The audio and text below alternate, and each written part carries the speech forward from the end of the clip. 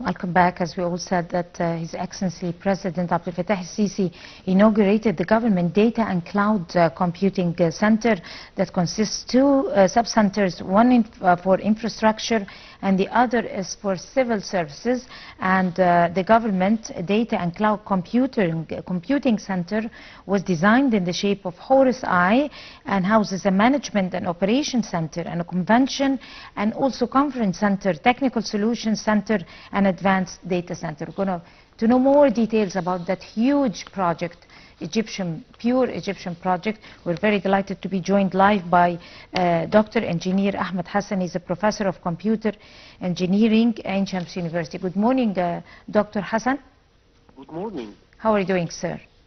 I'm fine. Thank you for the kind invitation and to be a guest at your esteemed Our real pleasure, sir, having you today. Of course, we need to talk about this huge, pure Egyptian project. How great is it? Explain to us in detail that project and its aims and targets, how it's going to be beneficial to Egypt for the future. Okay, let us say that this is an infrastructure project.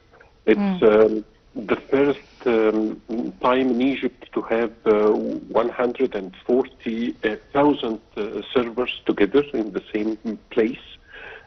So 1,400 servers are a real addition to the computing power of Egypt.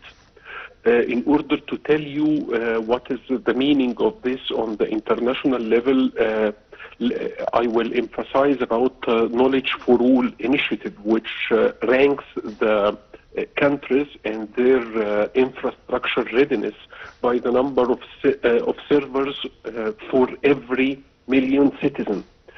So the addition of this computing power makes a lot of investment to the Egyptian economy. It gives a lot of opportunities for investors. It will attract them. The knowledge of all reports for Knowledge for All showed that in 2023 Egypt was ranked 114.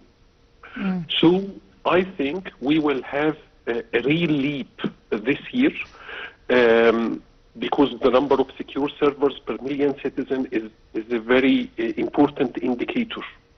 It's the first time, just to tell you, I was in charge for the data centers in the Ministry of Higher Education and mainly the Egyptian universities between 2004 and 2018. At that time, it was a real celebration to have a couple of servers or 4 servers in one of the universities.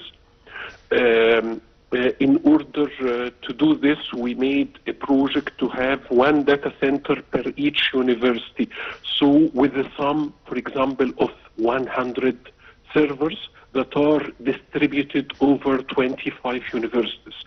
So having this number of servers, which by definition is very highly compared, very high computation power compared to what we achieved during the previous decades.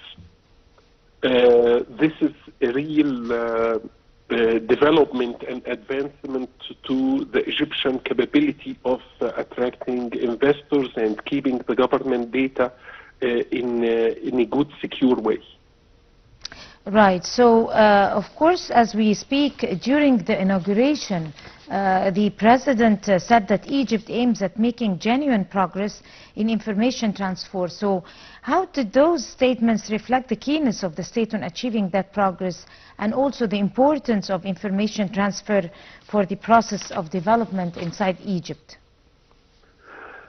Okay, it shows that there are real awareness of the importance of data. Many experts say that data is the oil of the 21st century. For example, if you are searching for an oil field in the western desert, you will pay a lot of money for drilling, moving the equipment and people toward a very huge area to search for the oil. But if you know exactly the coordinates, if you made the data analysis of the satellite images, and you know exactly where to dig, this makes a lot of money saving. So the government knows very well, and the leadership of Egypt knows very well the importance of data and the importance of collecting the data from different government entities in order to aggregate this data and in order to get new dimensions of this data. Assume, for example, the Ministry of Solidarity. In order to give people financial subsidize for some services, it makes a lot of difference if you know the electricity bill of this person, if you know what type of education have been granted to his or her children, if you know if he owns a car or not. All of this data makes a lot of accuracy to the decision-making process. The same use case can be applied also in medical field. There are many patients who are going to have a surgery, and you have to prioritize which one to select first. If you know the results of his lab analysis, his x-rays, and so on, you can decide in an accurate way who to select and the consequences of your selection. So again, I think Egypt is very keen, and this inauguration and the celebration shows the meaning of the country commitment to have a good IT infrastructure. Right. So why is it a must to focus on the field of communication from your own point of view, and also information technology, notably in schools and universities, instead of theoretical measures, that the stereotype measures that we have known for years? Okay, because simply the development of this world depends on these sciences. Now, I mentioned two scenarios, two use cases of how it makes a difference to the citizen.